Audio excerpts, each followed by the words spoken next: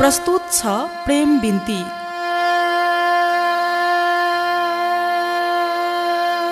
अच्युत घिमिरे बुलबुलको वाचनमा सुमन ढकालको उपन्यास।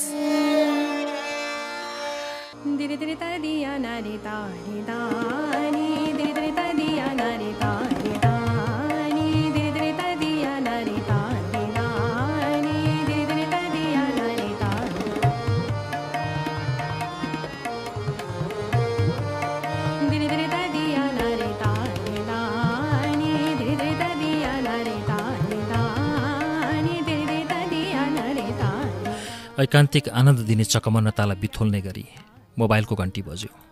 सलुको फोन थियो। फोन उठाउँ कि नउठाउँको दोधारका बीच मैले फोन उठाउने निर्णय गरेँ। हेलो हजुर, गुड मर्निङ, आरामै हुनुहुन्छ? आराम छु वा छैन के भन्ने पनि दोधार नै रह्यो मलाई त।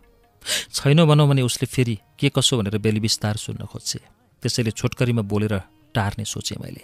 ठिकै छ, राम्रै छ। यति भनेपछि उसलाई कस्तो छ भनेर मनले खोजेन र सोधिन पनि। केही बेर दुवैजना चुपचाप भइरह्यौँ। फोन गरेर किन चुप लागे कि त? मलाई फोन गर्नुको कारण पनि सोध्न मन लागेन। मात्रै दुईजना बीचको मौनतालाई चिर्नका लागि यति सोधिदिएँ। हजुरमा बोल्ने जाँगर देखिन अनि चुप लागेको नि। अब म के बोलौँ त? कताबाट जाँगर निकालौँ? थाहा छैन उसको अगाडि पर्दा कसरी कमजोर भइहाल्छु म। धेरै बेर रुखो भइरहन सक्दिनँ। मेरो आवाजको रुखोपना यहाँनिर आइपुग्दा अलिक कम भइसकेको थियो।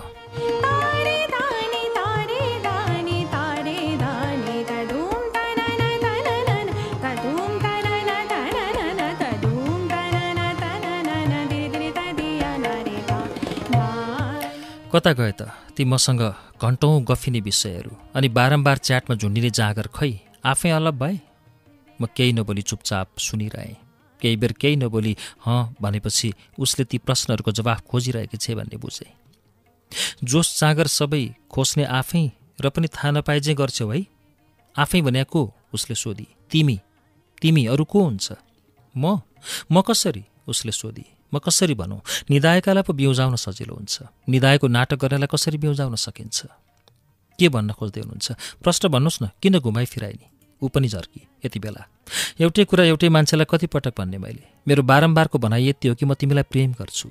मेरो सपनाको राजकुमारी बनाएर जीवन तिम्रै सुबासले सुगन्धित बनाउन चाहन्छु। मेरो बगैँचालाई तिमीले नै स्याहार सुसार गरेको हेर्न चाहन्छु।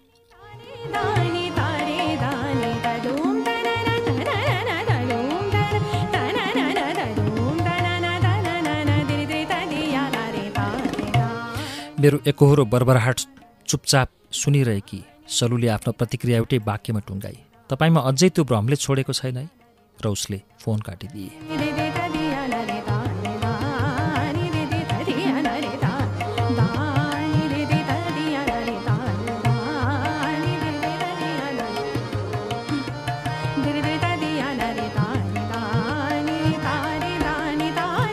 उफ, फेरि पनि मलाई नै दोष लगाएर गई।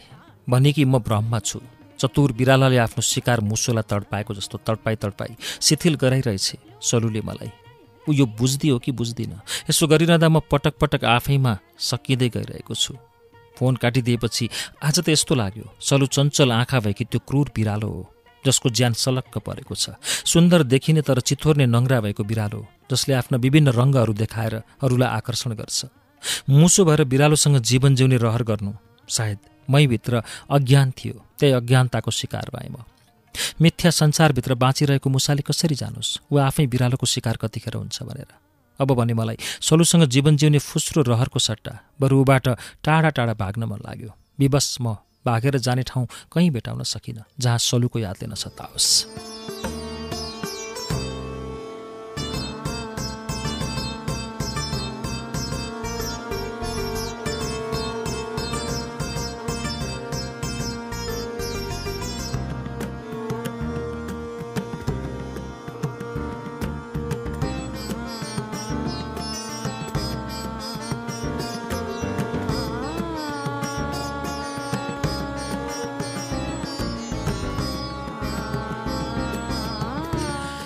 मेरो मन अडाउने ठाउँ अब स्टेसनरी भएको छ।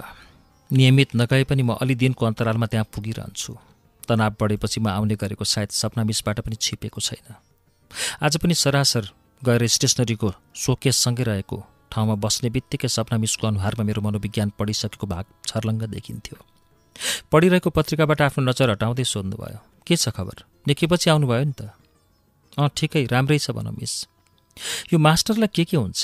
मेरा शब्दभित्रको उदासीपनले नै सायद सपना मिसले बुझिसक्नु भएको छ मेरो मनस्थिति। कहिलेकाहीँ त मेरो पागलपनाले दिक्क पनि बनाउँदो हो। बरु हजुरको सुनाउनुहोस् न, के छ खबर? खासै केही छैन सर, बरु यो स्टेसनरी बेच्नु पर्यो, मान्छे खोज्नु न। किन बेच्नु पर्यो? घाटा छ र? मैले सोधेँ। घाटा त छैन सर, अब यो काम छोडेर जागिर गर्नु पर्यो क्या। भेटाइन्छ र जागिर त्यति सजिलै? बुबाले उता कुरा गर्नुभएको छ अरे, मिल्छ रे, हेरौँ न। पूर्वमै? मैले सोधेँ। हजुर, उतै विराटनगरमा। अनि काठमाडौँ? जागिर मिल्यो भने काठमाडौँ छोडिदिन्छु नि, सपना मिसले भन्नुभयो। अनि राजकुमार? उफ, यो राजकुमार म के भनौँ? काठमाडौँ छोड्न त सजिलो थियो, तर इन्सपेक्टर राजकुमारलाई सपना मिसले कसरी छोड्न सक्नुहुन्थ्यो र? त्यति घनिष्ठ प्रेममा टाढा भएर उनीहरू कतिन्जेल बस्न सक्लान् र? मेरो मनले सोच्यो। मेरा तर्कनाहरूको समाधान सपना मिसले नै गरिदिनु भयो। राजकुमारलाई म जहाँसुकै जाउँ केही मतलब छैन सर अब।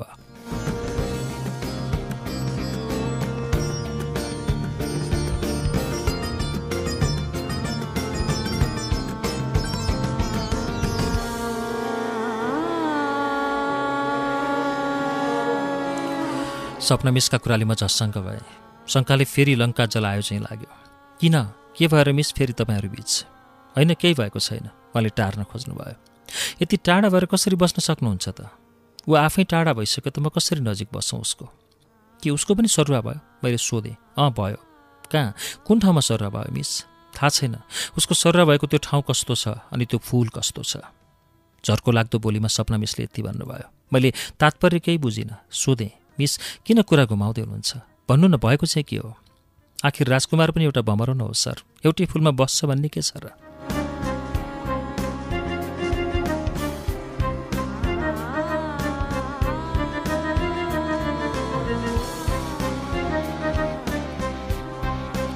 यति भनिसक्दा सपना मिसको अनुहार रातो भएको थियो। मैले बल्ल कुरो बुझेँ। राजकुमारले सपना मिसलाई छोडिदिएछ। अब मलाई सोध्न कुनै दुविधा रहेन। सिधै सोधेँ, के तपाईँलाई छोडिदियो?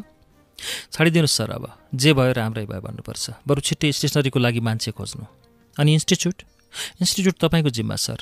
मलाई? किन नि सर? हामीलाई घनिष्ठताको त्यो बिन्दुसम्म पुर्याउने माध्यम यही इन्स्टिच्युट हो। त्यसैले त्यसलाई अब तपाईँले नै सम्हाल्नुहोस्, ताकि तपाईँलाई बेला बेला मेरो सम्झना आइरहोस्। मलाई पुरा कहिले नभुल्नुहोस्।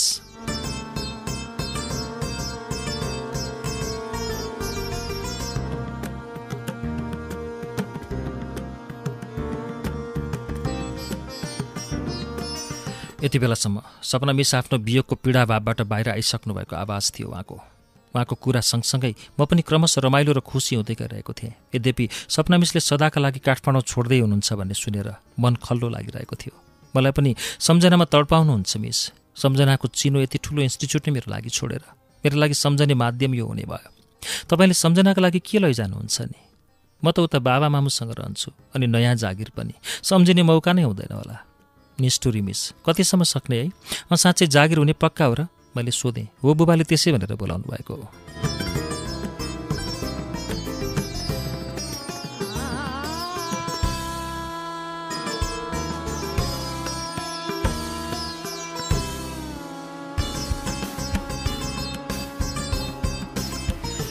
बाइसौँ वसन्तलाई बिदा गर्दै 23 वर्ष टेकेको खुसियालीमा सपना मिसले खुसी साट्न बोलाउनु भयो। चाबेलको मेडिकेयर अस्पताल नजिकै एप्पल फुड क्याफे पुग्दा भित्तामा जन्मदिनको शुभकामनाका सन्देशहरू क्याफेको भित्तामा टाँसिएको थियो। बेलुनहरूले सजावटका साथ रिजर्भ गरिएको निश्चित टेबल थियो। टेबलको बीचमा आकर्षक तवरले डिजाइन गरिएको केक सजाएर राखिएको थियो। सपना मिसको काठमाडौँमा मनाउने यो अन्तिम जन्मदिन थियो। काठमाडौँमा उहाँका निकै साथीहरू थिए। उहाँले आफ्ना सबै साथीहरूलाई बोलाउनु भएको थियो। उपस्थित सबै साथीहरूलाई एक एक गरी हेर्दा पनि मैले सपना मिसको राजकुमारलाई नदेखेपछि आँखाको इसारामा उहाँसँग राजकुमार बाजे सोधेँ। सपना मिसले अनुहार र आँखाकै इसारामा ऊ आउँदैन चुप लाग्नुको भाव प्रसार गर्नुभयो।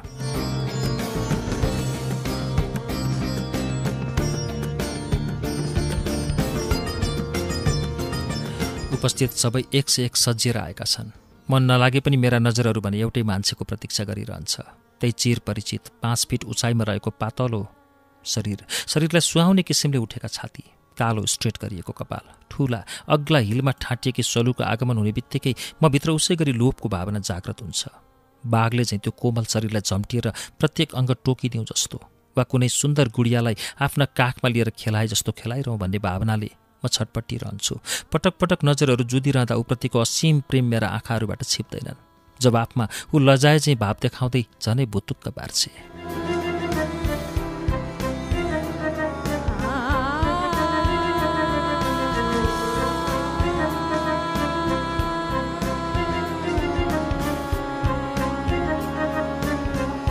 वर्तमानमा यो भाव प्रकट भए पनि यथार्थता फरक थियो। सुकोमल शरीरबाट आएका सुगन्धित बास्ना पनि तितो लागे चाहिँ हुन्छ। ती नजरले मलाई गिज्याए चाहिँ पनि लाग्छन्। पृष्ठभूमिमा एप्पल क्याफेको स्पिकरमा जगजित सिंहको गजल बजिरहेछ। तेरी नजरों में हमने क्या देखा, कभी कातिल कभी खुदा देखा। छिनमै गएको आकर्षण, छिनमै आउने विकर्षणका बीच सलुसँग गफ गर्ने खासै ठुलो जाँगर चलेन। उसँग बोलेर पनि मनको घाउ बल्झाउनु मात्रै हो। म भागेको हो कि उसले भगाए कि मलाई आफूबाट टाढा? खै किन आफूलाई उबाट टाढा लैजान मन लाग्यो। जन्मदिनको त्यो उत्सवबाट टाढा टाढा जान मन लाग्यो।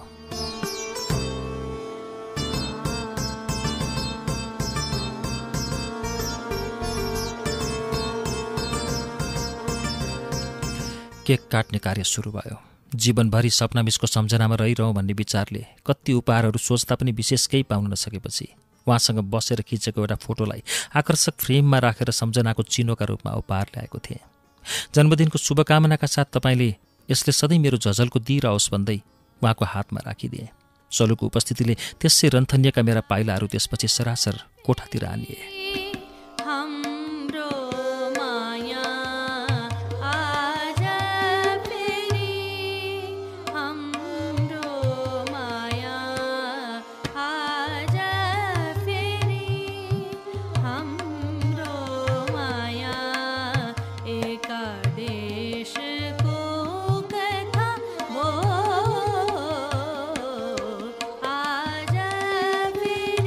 अल्छी भएको र फुर्सद नभएका कारण कोठाभरि सामान छर्रबर्र थिए। केही दिनमै सपनामिसको जन्मदिनमा खिचिएका फोटोहरू फेसबुक वालमा देखिन थाले। तिनै फोटोहरू हेर्दै समय कटाउँदै बसिरहेको थिएँ। एकै मग्न भएर प्रत्येक फोटोहरू हेरिरहेको थिएँ। फोटाले उही सलुको यादलाई झस्काउँथ्यो। बिरालाका जस्ता ठुला ठुला आँखाका हेराइले म त्यसै तर्सिन्थेँ। यस्तैमा मोबाइलमा मेसेजको टोन बज्यो। सपनामिसको थियो। फोन गरेँ। उहाँले आफ्नो इन्स्टिच्युटमा भेट्न बोलाउनु भयो। विलम्ब नगरी म सरासर उतै गएँ। त्यो ठाउँमा पुग्दा जहिले पनि उसकै याद आइहाल्छ। मिस के पर्यो त्यस्तो? भेट्न हतारिनु भएको जस्तो लाग्यो नि। रिसेप्सन डेस्कसँगै रहेको सोफामा बस्दै मैले सोधेँ। बुबाले छिट्टै आउनु भन्नुभएको छ सर, जागिर मिल्यो रे। योभन्दा अघिल्लो पटकसम्म सपनामिस जान सक्ने भन्ने मात्रै थियो। अब त छिट्टै जाने भन्ने शब्दले म हतालिएँ। कता कता मसँगको आत्मीय कुरा गुमिरहेको जस्तो अनुभव हुन थाल्यो। अब कहिले जानुहुन्छ त? मैले सोधेँ। 2-3 दिनभित्रै जान्छु सर। यताको सबै बन्दोबस्त छिट्टै गर्नुपर्नेछ। त्यही भएर हजुरलाई बोलाएँ कि। ठिकै छ, भन्नुहोस् न, मैले के गर्नु पर्यो? मैले सोधेँ। पहिलो कुरा त अब यो इन्स्टिच्युट जिम्मा लिनुहोला भन्नका लागि हो। अनि फेरि छुट्टिने बेलामा भोलि यसो कतै घुम्न जाउँ न तपाईँ र म भनेर पनि हो। मेरो थोरै सपिङ पनि गर्नु छ। अहिले एकछिनमा स्टेसनरीको लागि मान्छे पनि आउँछ। टिकट पनि काट्नुपर्नेछ। यो छुट्टिने भन्ने शब्द पनि कति नमिठो। सपनामिस बोलिरहँदा मलाई खरो भएर आयो। बोतलको पानी पिएँ अनि सोधेँ, मिस जागिरदेखि खुसी त हुनुहुन्छ नि? खुसी छु सर। घर पाएको जागिर, बुबा मम्मीसँगै बस्न पाइने, यति भएरु के चाहियो र?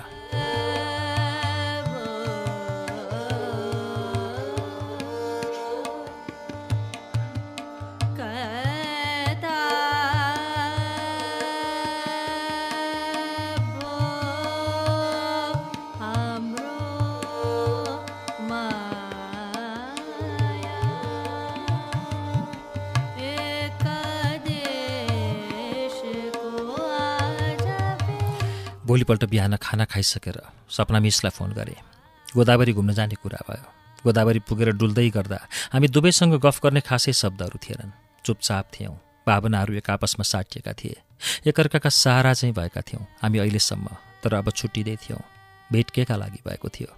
मित्रता कसरी अगाडि बढ्यो? विश्वासको गाँठो कसरी कसिलो भयो? अनि फेरि एक्कासी अब बिछोड हुन आँट्यो कि यात्राको रित पुरा भयो? सपना मिससँग पनि गफ गर्ने सामर्थ्य थिएन। हामीले मात्रै भावनालाई साटासाट गऱ्यौँ। मिस नबोलिकन दिन बिताउने हो? निकै बेरमा मौनतालाई चिर्दै मैले सोधेँ।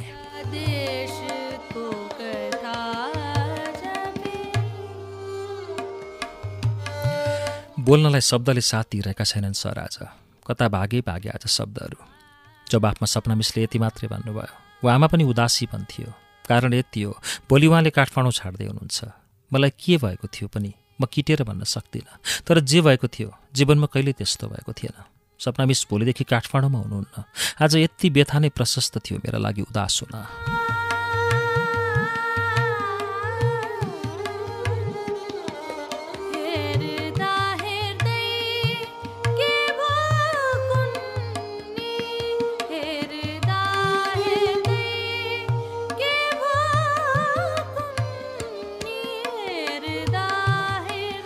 घरदेखि कति टाढा जानुपर्छ मिस अफिस?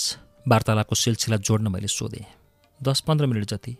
सोधेको प्रश्नको जवाफ पाएको सपना मिसले अरू केही पनि बोल्नु भएन। उहाँ त्यसै थाकेको जस्तो देखिनु भयो। उहाँलाई बोल्ने सामर्थ्य प्रदान गर्ने शक्ति ममा हराइसकेको थियो। म आफैमा एउटा रित्तो भाँडो जस्तो अनुभव गर्न थालिसकेको थिएँ। मिस, टिकट भयो त? मैले फेरि आफ्नो मुख खोलेँ। मैले हरेक पटक तनाव बोकेर भेट्न जाँदा मलाई हलुका पारिदिने सपना मिसका प्रति मनमा उदासी पनि हटाउनु मेरो कर्तव्य नै थियो। भयो। फेरि उहाँको छोटो उत्तर आयो। कति बेलाको छ? बेलुकीको छ। नाइटमा जान्छु। 5 बजे छुट्छ बस पार्कबाट। अब कहिले फर्कनुहुन्छ काठमाडौँ?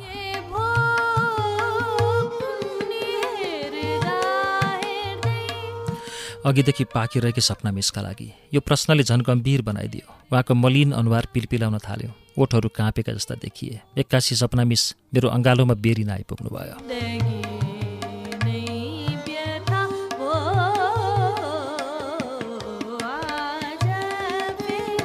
मिस, भविष्यमा जे हुन्छ राम्रैका लागि हुन्छ। किन कमजोर हुनुभएको? तपाईँ हामीले गुजारेका मिठा पलहरू सम्झना योग्य छन्। मेरो जिन्दगीमा तपाईँको ठूलो साथ र सहयोग छ मिस। म तपाईँलाई कहिल्यै भुल्ने छैन। यसरी दुःखी नहुनुहोस्। बिस्तारी मेरो काँधबाट उठ्दै सपना मिस बोल्नुभयो। होइन, म भावुकतामा कता हराएँ। त्यसै एक्लिएको जस्तो महसुस भयो। Sorry sir. मेरो प्रस्तावपछि हामी गोदावरीबाट काठमाडौँ आयौँ र रत्न पार्कतिर लाग्यौँ। सपना मिसका लागि थोरै सरसामान किनेर बानेश्वर पुग्दा साँझ झमक्क परिसकेको थियो। सपना मिस बस्ने घरको गेटमा उहाँलाई छोडेर म आफ्नो कोठातिर लागेँ।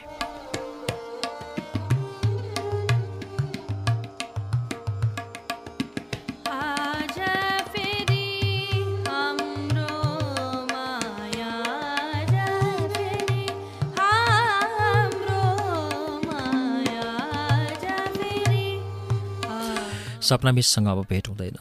आजको मेरो समस्या यति मात्रै हो। सपना मिस र मेरा बीच यो कस्तो सम्बन्धको विकास भयो कि म उहाँसँग बिछोडिनु पर्दाको दुःखमा मन पकाइरहेछु। जहिलेदेखि सपना मिससँग चिनजान भयो त्यही दिनदेखि उहाँसँगको सामिप्यता सधैँ मिठो अनुभूतिका रूपमा मेरो मनभित्र बास गरेको छ। यो राजधानी सहरमा देशका सबै जिल्लाका मानिसहरू बस्छन्। कोही आफ्ना घरमा बाबुआमा छोडेर यहाँ बसेका छन्। कोही आफ्ना छोराछोरी वा पत्नी छोडेर राजधानीमा बसेका छन्। राजधानी भेटिने जुनसुकै अनुहारको एउटा कथा छ। परिवार भएर पनि एक्लो जस्तो जिन्दगी बिताउँदै यो सहरिया मानसिकतामा रमाउनु हाम्रो बानीभन्दा बढी बाध्यता हो। राजधानीमा रहेका अधिकांश मानिसहरू मनमा एक किसिमको एक्लोपन लिएर बाँचेका छन्। तिनै मध्येको एउटा म पनि त हुँ, जसलाई एक्लोपनाले दिनहुँ डसिरहन्छ। परिवारको खोजी हरेक मानिसले हरदम गरिरहन्छ। त्यही पारिवारिकताको खोजीमा आफूलाई माया गर्ने, आफ्नो लागि भलो चिताउने, सल्लाह सुझाव दिएर अभिभावक जस्तो व्यवहार देखाउने मानिससँग एउटा अन्योन्याश्रित सम्बन्धको विकास हुन्छ। र सपना मिससँगको मेरो सम्बन्ध यस्तै हो। हामी दुई एकअर्काका विपरीत लिङ्गी भएकै कारण आकर्षणको सम्बन्ध मनभित्र थिएन। म यो किटेर भन्न सक्दिनँ।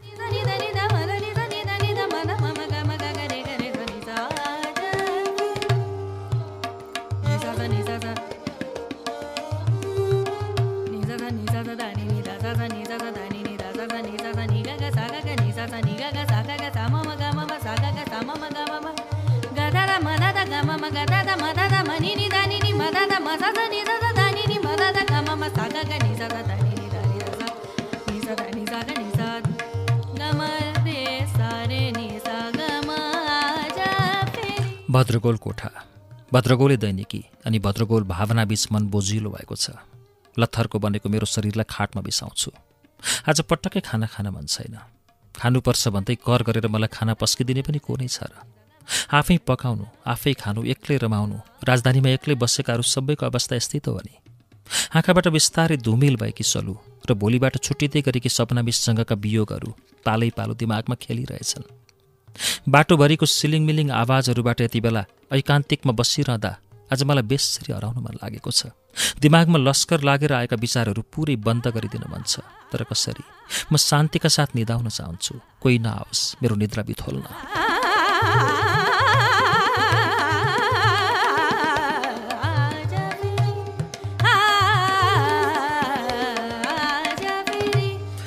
जिन्दगीभर नगरेको गल्ती गर्न मन लाग्यो आज। हो, गाउँघरतिर गल्ती नै भन्छन् आजसम्म पनि मदिरामा रमाउनुलाई। जब सबैतिरको साथ टुट्दै जान्छ यसले ठुलो साथ दिन्छ रे भन्ने सुनेको थिएँ। आज जन्न मन लाग्यो, त्यो साँचो हो कि झुटो?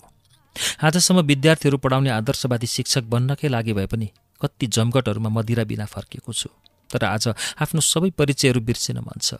प्रेमी, बाँदर, लब्बु, एउटा आदर्शवान शिक्षक, सलु, रिसु, सपना, ऋतु, सबै यतिसम्म कि आज मेरो नाम सपन हो भन्ने पनि भुल्न मन छ मलाई।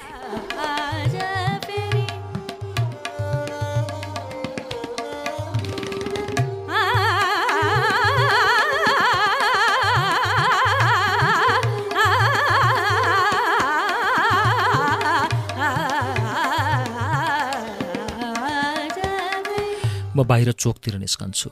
मलाई चिन्ने एरियाभन्दा अलि परको एउटा पसलबाट सुटुक्क मदिरा लिएर फेरि कोठामा बस्छु। गिलासमा राखेर रक्सी भर्दै गर्दा मेरो मनले सोध्छ, कतै सपना मिससँग पनि म प्रेम जस्तो निकृष्ट सत्यतिर बलिजान लागेको त होइन? मेरा यी भावनाहरू, यो व्यवहार, आचरण सबै ती कोमल भावनाको शिकार हुन लागेका त होइन? मलाई आफैमाथि शङ्का लाग्न थाल्यो। फेरि तत्क्षणै मनले भन्यो, होइन, म सलुलाई नै प्रेम गर्छु। उसले बिहा गरिन त के भयो?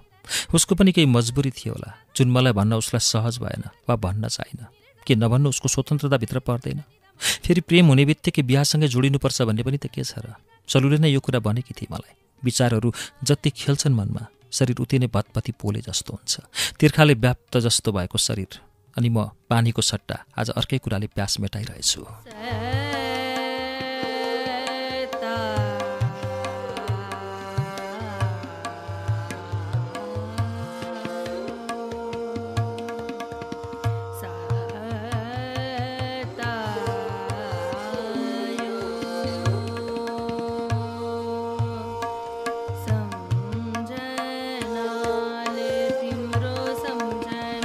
हिजो कतिखेर निदाए मलाई सम्झना छैन। बिहान बेउजुदा जिउ लाटिएको थियो। निकै बेरसम्म उठ्न अल्छी मानेर ओछ्यानमै पल्टिरहेँ। रातिको करतुतले होला दुवै आँखा राता भएका थिए, ओठफुस सुरु भएको थियो। आज धेरै दिनपछि फुर्सदले ऐना हेर्दा पो याद गरेँ, मेरो आँखा वरिपरि हल्का कालो रेखा बस्न थालेका थिए। अल्छी गर्दै बाथरुम गएर नुहाएँ। नुहाएर आएपछि कपाल मिलाउन फुस्रा परेका हातखुट्टामा लोसन दल्न जागर चल्यो। आज कतै जानु थिएन। सपना मिसलाई बिदाई गर्ने भएकोले सबैतिर बिदा लिएको थिएँ। खाना खाइसकेर यताउति गर्दै कोठाका सामानहरू अलिअलि मिलाएँ। त्यसपछि कोठाबाट निस्केर सिधै सपना मिसको डेरातिर गएँ।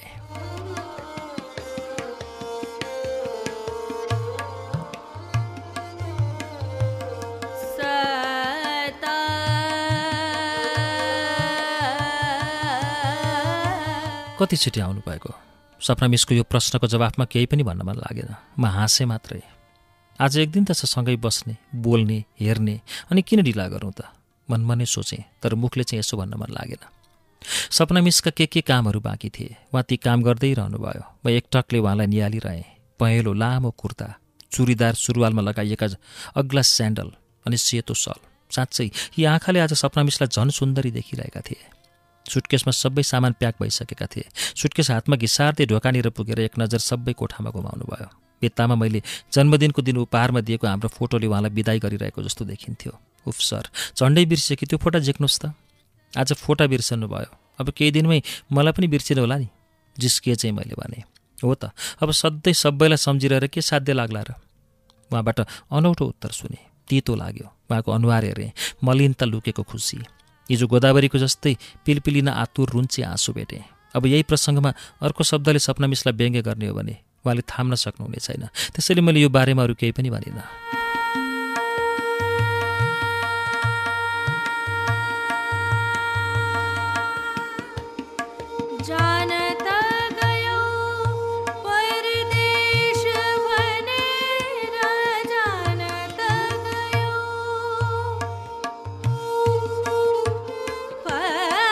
बडो जतनसाथ फोटो प्याक गरेपछि सपना मिस बोल्नुभयो, ल जाउँ हिँड्नुहोस्। बानेश्वरदेखि बस पार्कसम्म हामी बिच खासै केही गफ भएन।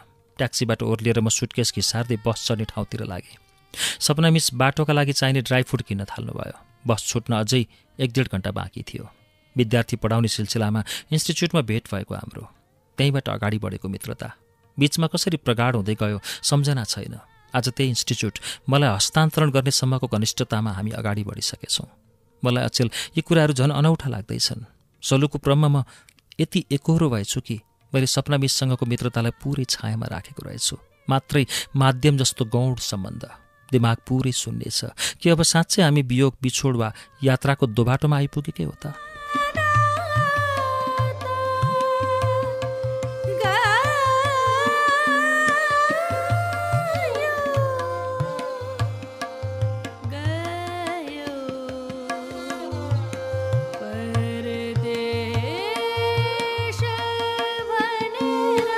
सपना मिस एक्लै टोलाइरहनु भएको थियो।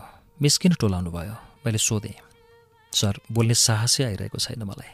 एउटा कुरा भनौँ कि झैँ पनि लाग्छ, नभनिकन जाउँ जस्तो पनि हुन्छ। म दुविधामा छु सर, के गरौँ? किन मिस यस्तो? मसँग हजुरले लुकाउनु पर्ने के छ र त्यस्तो? आफ्नो इन्स्टिच्युट नै मेरो विश्वासमा सुम्पेर हिँड्न लाग्नुभयो कि तपाईँलाई? फेरि कुन कुराले रोक्यो र? मसँग भन्न नहुने त्यस्तो के कुरा छ र मिस? सपना मिसका ओठ फेरि त्यसै गरी फरफराउन लागे। आँखाबाट आँसुका ढिका खसेको देख्न सक्थेँ म। बस पार्कमा वरपर जताततै मान्छेहरू भएको ठाउँमा यो अलि असहज देखिन थाल्यो। त्यसरी मैले सपना मिसलाई अरू केही सोधिनँ। एक्कासी सपना मिसले मलाई झम्टिएर अँगालो हाल्नुभयो। हामी निकै बेर एकअर्काको अँगालोमा भयौँ। बसका अरू यात्रीहरू पनि आइसकेका थिए। अब बस स्टार्ट भइसकेको थियो। सबै मानिसहरू हामीतिर हेरिरहेका थिए। मिस मेरो अँगालोबाट छुट्टिएर बस चढ्नुभयो। सिटमा बस्ने बित्तिकै झ्यालबाट बाहिर हेर्नुभयो। मिसका आँखा ओभाइसकेका थिए।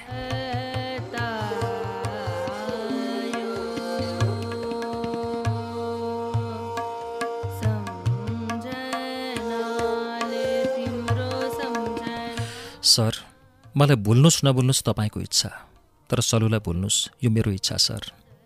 सलुसँगको सवालमा जहिले पनि मलाई अघि नबढी हुन्थ्यो जस्तो व्यवहार गर्ने सपना मिसले यसरी भुल्ने आदेशात्मक वाक्य नै त कहिल्यै बोल्नुभएको थिएन। आज हिँड्ने बेला यस्तो भन्नुभएपछि म अचम्ममा परेँ। सोधेँ, किन मिस, के छ र त्यस्तो? सर, तपाईँलाई दुःखी नबनाउने मेरो उद्देश्य हो, तर पनि यति सहयोगी भावना हुनुभएको तपाईँ जस्तो मान्छेलाई अन्धकारमा राखेर खुसी गराएँ भन्नु आफैमा ठगी हो। सलु तपाईँले सोचे जस्ती छैन सर। तपाईँ जति बेला सलुसँग आफू आबद्ध छु भन्नेमा प्रेमको गर्व गरिरहनु भएको थियो, त्यति बेला पनि ऊ अर्कैको प्रेममा थिए।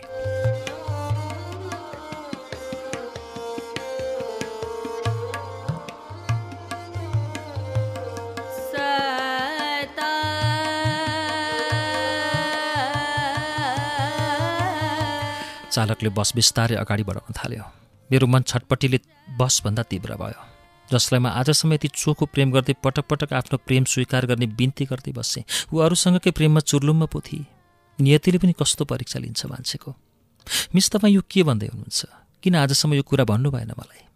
सर, मैले सलुका कुरा तपाईँसँग गर्दा जहिले पनि तपाईँलाई सलुबाट टाढा भए हुने जसरी कुरा गरेको छु। याद गर्नुहोस् त। मुखै परेर उसलाई छोड्नुहोस् भन्न मैले किन सकिनँ भने म पनि तपाईँसँग नजिक भएकी एउटी युवती नै थिएँ। त्यति बेला मैले त्यसो भनेको भए अर्को अर्थ लाग्न सक्थ्यो। कस्तो अर्को अर्थ मिस? मैले फेरि सोधेँ। सर, यति लामो सङ्गतमा पनि हजुरले याद गर्न सक्नु भएन अर्को अर्थ के हो भनेर?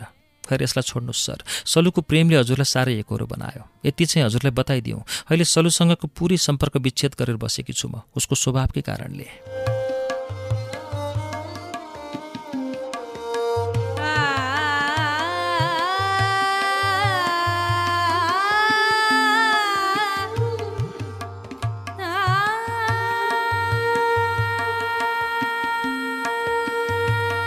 आश्चर्यमा परेँ म र सोधेँ, हो र? तपाईँसँग बोलचाल नै छैन उसको अहिले? छैन, ऊ सिन्धुली गएको निकै भइसक्यो। मैले बल्ल पो कुरा बुझेँ। सलु अचेल किन काठमाडौँमा भेटिन्न? सपना मिसलाई छोड्ने बेला ऊ किन आएकी थिएन भन्ने कुराको पनि बल्ल पर्दाफास भयो। केही दिन अघि सपना मिसको जन्मदिनका बेला पनि सलु र सपना मिस कम बोलेको जस्तो महसुस त मैले गरेको थिएँ, तर संयोग मात्रै ठानेको थिएँ। आज बल्ल स्पष्ट भए। तर किन यतिका दिन मलाई नबताएर सपना मिस आज यी कुराहरू बस चढिसकेपछि बताउँदै हुनुहुन्छ?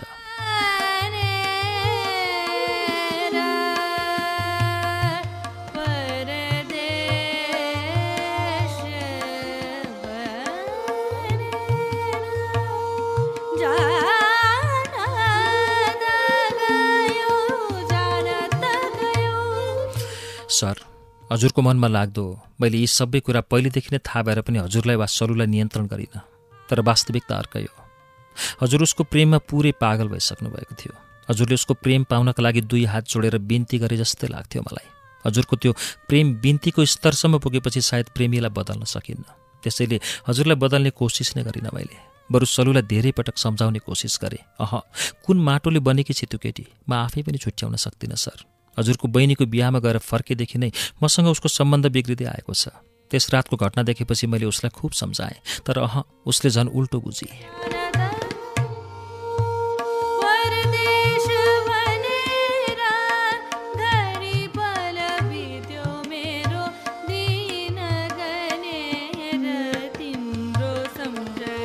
त्यस रातको कुन घटना मिस? मेरो मन चिसो भयो। सर, हामी एउटै कोठामा सुतेको रात तपाईँ र सलुबीच के भए म सबै कुराबाट परिचित छु। म सुरुमा निदाए पनि सलुले बत्ती निभाउने बित्तिकै बिउजेकी थिएँ। त्यो घटना थाहा पाइसकेपछि मैले उसलाई कति सम्झाउने कोसिस गरेँ।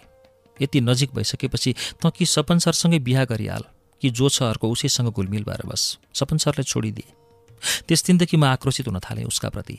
मेरो लक्ष्य थियो उसलाई एउटा टुङ्गोमै पुर्याउने, तर उसले मेरा विकल्पहरू अपनाउनुभन्दा मलाई छोड्न उत्तम ठानिए।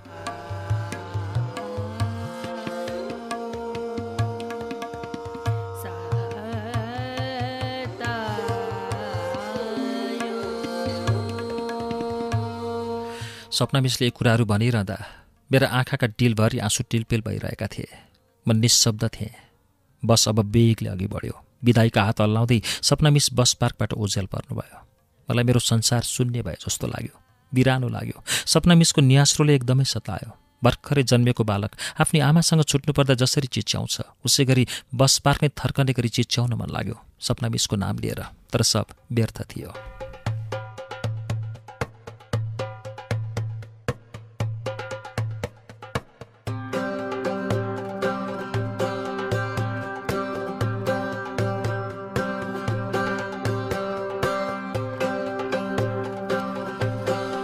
बस पार्कबाट बानेश्वर फर्किनका लागि माइक्रो बस चढेँ। मन उराट लाग्दो गरी प्रताडित भएको थियो। एकहोरो सोचिरहँदा दिमाग नै पागल हुन्छ कि जस्तो भएर आयो। केहीमा त आफूलाई भुलाउनु थियो। फेसबुक खोलेर हेरेँ। सरुले भर्खरै एउटा स्ट्याटस राखेकी थिए। उसको अँगालोका तातोहरूमा आफूलाई भुलाउन पाउँदा अचेल जीवन सार्थक भए चाहिँ लाग्छ।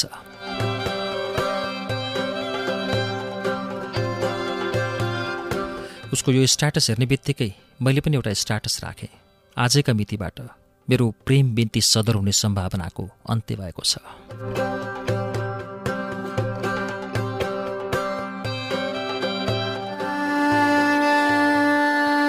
प्रेम बिन्ती।